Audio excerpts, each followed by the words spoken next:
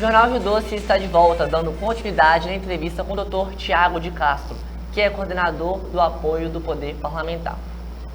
E aí, Tiago, a gente estava falando um pouco sobre as eleições deste ano, né, sobre a pré-candidatura, né, que ainda não tem candidatos oficiais. Como é que está essa questão aí da pré-candidatura? Você acha que já está tendo algum registro oficial dentro desse trabalho da candidatura dos candidatos? Davi, ano de eleição, né, evidentemente todos se movimentam para se achegarem próximo do eleitor. Mas a regra eleitoral ela é muito clara, não deve ser ultrapassada, porque as regras são para serem cumpridas, aliás, e se não cumpridas nós temos as penalidades.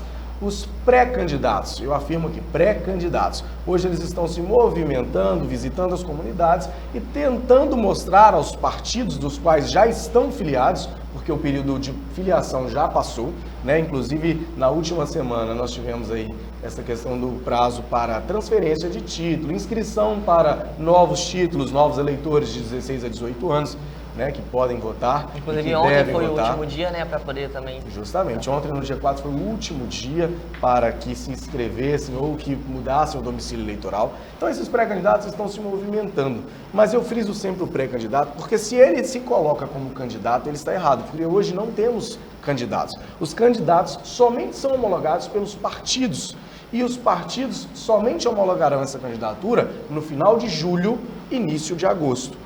Ora, Tiago, enquanto isso, o que podem ou não fazer? Eles podem se portar como pré-candidatos, visitando as comunidades, informando que são pré-candidatos, mas nunca dizerem que são candidatos e nem fazerem pedido expresso do voto. Olha, você vota em mim porque eu... Não, ele sequer tem número aprovado perante a convenção partidária. Então ele trabalha até a convenção partidária. Na convenção partidária, o nome dele é aprovado ou não aprovado para ser candidato. E logo em seguida tem o registro da candidatura, quando no início do mês de agosto, somente no início do mês de agosto, ele vai poder se apresentar como candidato e fazer o pedido do voto. Enquanto isso, eu gosto de falar muito, Davi, que o pré-candidato precisa se preparar em todos os aspectos. Ele precisa se preparar para fazer o pedido do voto, mas ele precisa se preparar estruturalmente também. Porque uma candidatura hoje, ela depende de um sistema muito bem montado, preparado, para que a prestação de contas seja efetiva desse candidato. Quantas e quantas vezes não vemos nos interiores o candidato que ganha a eleição, mas ele não consegue a diplomação, não consegue a posse, porque a sua campanha foi bagunçada e ele não teve uma estrutura adequada, por exemplo, de prestação de contas.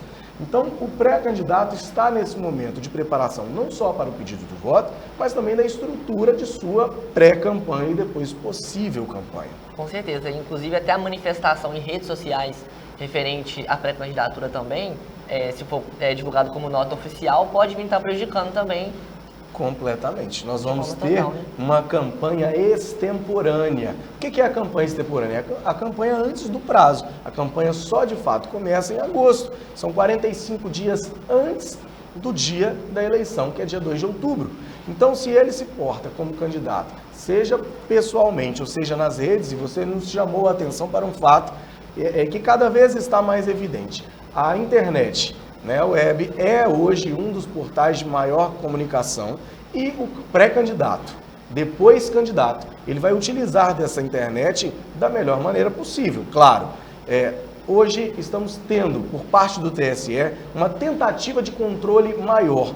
Ora, as fake news que são divulgadas aí pelas redes sociais, elas precisam ter um controle cada vez melhor, porque essa fake news, essa notícia falsa, ela atrapalha não só o sistema eleitoral, vamos colocar aqui, ela atrapalha todo um sistema, a notícia falsa atrapalha todo o sistema, mas no período eleitoral ainda mais, ela coloca o candidato em situações que às vezes não aconteceu e também não o coloca em situações que de fato aconteceu.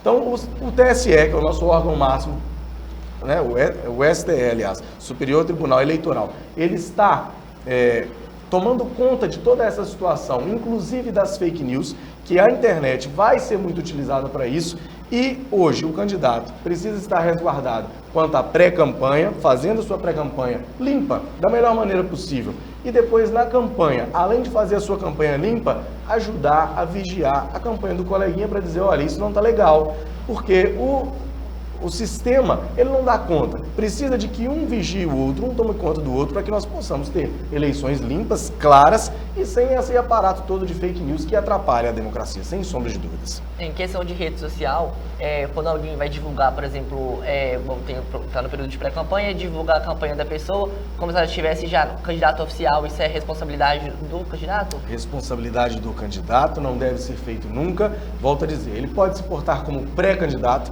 mas ele não tem número, porque o número de urna dele, que vai ser definido lá, é na convenção partidária. Não tem nada definido. Ora, como é que ele divulga um número que ele acha que vai ser?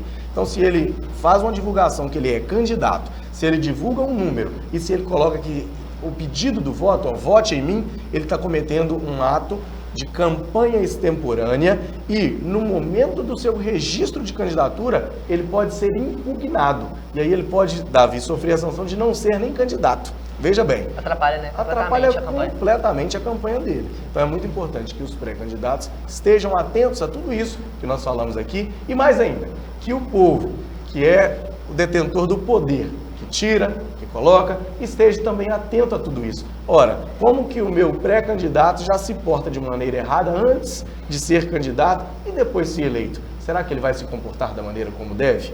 Fica essa reflexão aí. Então, Thiago, a gente já está finalizando aí, chegou ao final da nossa entrevista. Espero que o pessoal aí de casa tenha pegado um pouco, né, sobre esse período, né, de pré-candidatura que está aí dos candidatos na eleição desse ano. E muito obrigado pela sua participação. Davi, eu que agradeço aqui a TV Rio Doce, sempre de portas abertas, trazendo o melhor da informação, o melhor do jornalismo, e nos colocamos à disposição. O Jornal Rio Doce vai ficando por aqui. Boa noite e até amanhã.